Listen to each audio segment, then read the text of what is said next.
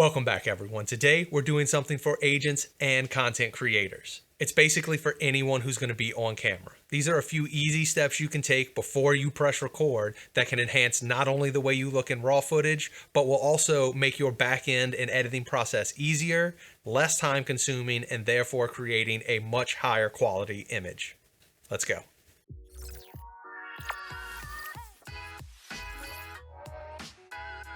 Thanks again for joining us. As I said on the top, let's get right into it. We're talking about things you can do before you press record that will enhance the way you look easily. Now, the very first thing I'm going to talk about sounds like it should be common sense to some, but I didn't know anything about it until my wife taught me. And that is simply moisturizer. I personally use the Synergens brand right here. Boom. Let's see. Put it in front of my face for you. There you go. That's what I use personally. My wife's a rep for them, so I get it quite often, and she pushes it on me. I didn't realize how dry my forehead was until I started using it, but I'll tell you why it's important for someone that's going to be in front of the camera. What it does is when you put moisturizer on your face, it actually blends the colors a little bit better. So your skin looks less splotchy, which makes it way easier to select out skin tones in the editing process and color correct or enhance them in any feature. Like I said, it just removes a lot of the splotchiness. But what you should be warned about is whenever you use some moisturizer, use it, let it sit for a couple minutes, and the only problem is that afterward, you'll have a sheen on your face. And as video creators, we all know we're always dealing with this sheen and shine. So the next product I use after letting the moisturizer sit for a few minutes is boom. That's what I use right there. They are for removing the shine off of your face. And I'll show you just exactly how it works right now. Check out the difference, especially in my forehead. See that? Perfect. So I don't know if you can tell the difference in my face. I could tell the difference instantaneously right after I wiped it away because I was looking at my screen below. It's crazy, the difference. It saves me a lot of time on the back end trying to decrease the amount of shine that's on my own face. So I keep these little guys handy right next to me, and every once in a while, right before I start pressing record, I'll look at myself, see if I need one. I probably use about 5 or 6 of these things every video that I create. I don't think they're actually a sellable product. I think she has to give them away to you if you buy something else. But these are the best ones that I've found. I also use some from Veda or Aveno or whatever. They didn't work very well. These are kind of like a paper material, so it seems to soak up the oil really easily. So now that we've talked about those two and the ones that everyone has in common, if you're a guy like me and have a little bit of beard, you should also keep a pair of trimmers handy. This will allow you to just tighten up the scraggly hairs that kind of poke off. You'll be able to see them as soon as you turn on the camera. I usually keep my house lights on full when I first turn on the camera and sit down, do a little test and check everything so that way I know everything's working, like especially the microphone.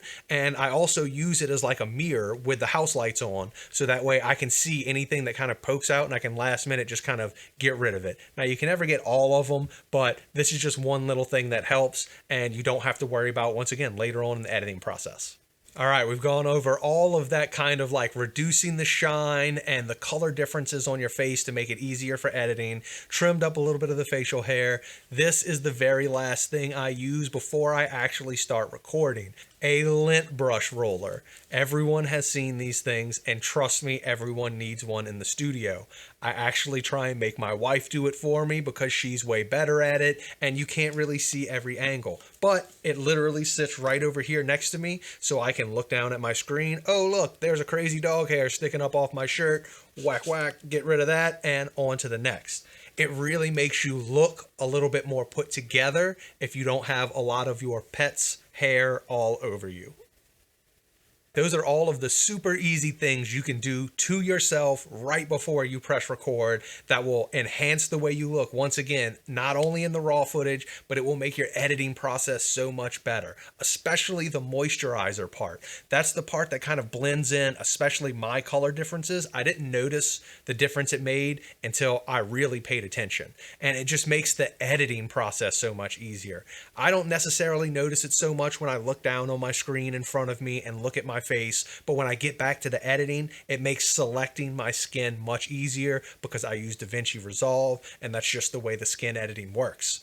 The next thing, once again, were those oil pads. They are essential for removing that shine. Like, I can see a little bit building up on my forehead again right now. So I'm just going to reach on over while y'all are watching, pop one of these guys out, use it while I continue talking. Put this guy right up on my forehead just like that. Look at all that go away instantaneously. And I'm back to looking fresh. Look at all the oil I just wiped off. Boom. All right. So we went over all of that stuff. Now, the very last thing I'm going to give you is an extra tip. And this is for people specifically like me, content creators making videos in their house, in a studio, by themselves. The number one thing I can tell you to do is to either get a remote for your camera or use the app. I just recently started doing this, and it has saved me so much time. I am cheap. If you have not noticed from the majority of my other videos, I don't like to spend money on gear unless I feel like I absolutely need it. My biggest problem is I couldn't find a remote for the GH5S that I really liked. Well, eventually I just downloaded the app. I actually downloaded 2 different apps, and the first one I hated. The second one I actually like a lot. It has a shutter remote control on it, so it just saves me so much time of having to get up, walk over to the camera, press record, stop it. I can make little segments instead. So if you've ever watched me talk about me creating my real estate videos or my real estate photos, the way I shoot everything is the last shot of that space is the one that I use. So that allows me to start from the bottom, work my way up, and easily select all the best shots. Now, why is that helpful here? Because now I can easily start and stop in between bad cuts. So I know the last cut is always going to be the best one, and it enhances my ability to do everything in a shorter amount of time, which is bringing down technically my cost, because it takes less time to do it. I went from spending basically 2 to 3 hours editing one of these videos and it looking horrible to me editing one of these videos for about 30 minutes and it looking 20 times better. Am I saying there's not other ways to do it or other people out there doing it better? No, I'm sure there are better ways to do it, and I can guarantee you there are people out there doing it better. These are just my personal reflections over my own personal experience. So, as I always say, if you like the information I presented and the way I presented it, please press that like button, mash the subscribe button, and check us next time.